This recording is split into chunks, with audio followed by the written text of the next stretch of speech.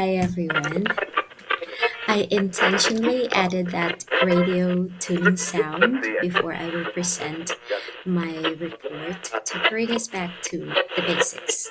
A nostalgic feeling when listening to the radio. And that's what I wanted us to feel right now while listening to my report.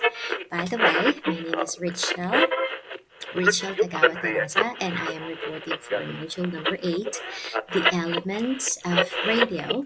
So, the elements of radio craft, and I am going to focus on the sound. So, these are the topics that we are going to be focusing on today. The first one is the elements of radiocraft. Number two, the sound. Number three, uses of sound. And number four, sound effects. So, first, what are the different elements of radiocraft? We are talking about the raw materials here of the radiocraft. And from our primary source book, these are the three elements of radiocraft. So we have the spoken word, the sound, and then we have the music. So for the sound, the strategic use of sound can play an essential role in capturing listeners' attention, enhancing the overall impact of the production. Sound can transport listeners into the real world, so they can evoke emotions. Like for example, sound in drama, they strengthens the narratives, making it more memorable and engaging. Okay, so for today's report, we are going to focus on the sound, particularly by definition, the definition of sound, uses of sound in the radio, and we are going to also tackle about sound effects. All right, so let us go to the definition of sound. What is sound?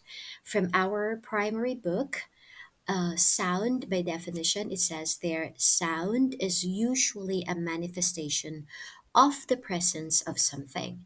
So, for example, a ringing bell, a cow mooing, a dog barking, a tractor engine humming, or maybe a door closing. All of those signify that something is happening. So another definition from Cora, it says here, I quote, in mass communication, sound refers to the auditory elements that are used to convey messages, enhance storytelling, and engage audiences across various media platforms, including radio, television, film, podcasts, and online content. Okay, so those are here. I have here the different definitions of sounds in the radio. Now, what are the different uses of sounds? These are, I just included here some of the most important uses of sounds that were also in our material. The first one is to establish time, mood, and setting. So, next one is to suggest occasions. Like, for example, the crowing sound may frequently signifies daybreak. Now, sound also is being used to add realism to an event. Next one is to enhance the mood or the atmosphere of the scene. So, for example, a traffic report. So if there is a traffic report or maybe an interview with a traffic police, it is being enhanced in the radio by the sound of motors and horns maybe in the background. So varied sound of also maybe footsteps, for example, in the radio. That is really very common. So there are different footsteps, like for example, the one that is in a hurry, and then there is a slow, there is casual, or maybe chase. These are all sounds that provokes the image of an environment or sets an emotional frame. Next one is to portray a scene. So, this one, the producer prioritizes sound for the listeners. He or she selects the more suggestive sounds or most important ones. The irrelevant sounds are either eliminated or reduced to a minimum. Now, let us go to this one, SFX or sound effects. So, by definition, sound effects are, let me just quote here from Five Able Incorporated in 2004, and they had a definition that says here SFX or sound effects are artificially created or enhanced sounds used in audio storytelling to create an immersive environment and enhance the narratives. And I have here three old photos that I had from Radio Historian website. And so we can see here over time, sound or some conventions on the sound effects have been accepted by the audience. So these conventions can vary from country to country. Like, for example, in England, the hooting of an owl may suggest night, while if you are a Filipino producer, maybe you would use the sound of the cricket and it would suggest that, okay, it is nighttime already. Many drama sounds are created in the studio rather than actually recording it in the real world. So I have here the three example photos on how they created sound effects while doing the drama or saying their lines. The first picture, the first picture here, as you can see from the left, we have a sheet of tin created the sound of thunder and is next to a rotating drum, and that is actually the wind machine. And then the pouring of water through a sieve may created the sound of the rain. So that's how they would use those different materials to be able to create a realistic sound. Number two, this picture number two here, the middle one, picture at the middle, the sound effects man here is Ray Kelly. This is a very old photo taken in 1931, and he has with him the sound effects equipment that he's using in the radio. And then picture number three. So here, picture creating this sound. This one is a picture that is creating a sound of heavy seas by swirling water in a drum. So in this picture we have Aura Nichols, and he is considered to have been the most capable sound effects technician of radio's golden age.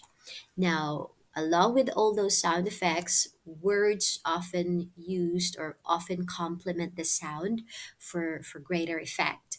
And most suggestive sounds would require the support of dialogue or narration. Now, let's learn about this one. I actually just added this one for this report. What is ambient sound? We often hear this one. The ambient sound, by definition, is the background sound, the background noise that is present in a scene, providing context and atmosphere, often used to create a sense of place. So, aside from the real sound effects that are created, they are enhancing sounds right now by including the different ambient sounds. So these are natural sounds captured live on set or location. So let's see if we can distinguish the location of. I'm going to let you listen to some ambient sounds here. Actually, there are only two, but I want you to imagine the location of the sound. So let us start with the first one.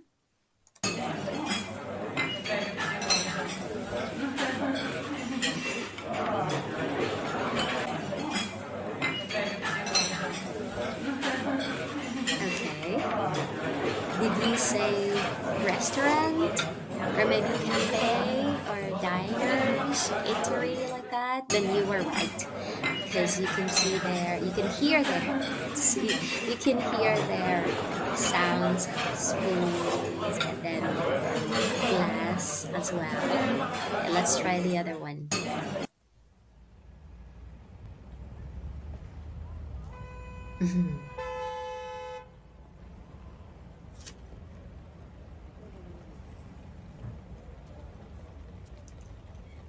I hope it didn't hurt your ears. Okay. This one is quite obvious. So the blowing of horns signifies being on the road. So particularly a very busy road, right? Okay. All right, so that was it. To sum it up, sound is the presence of something.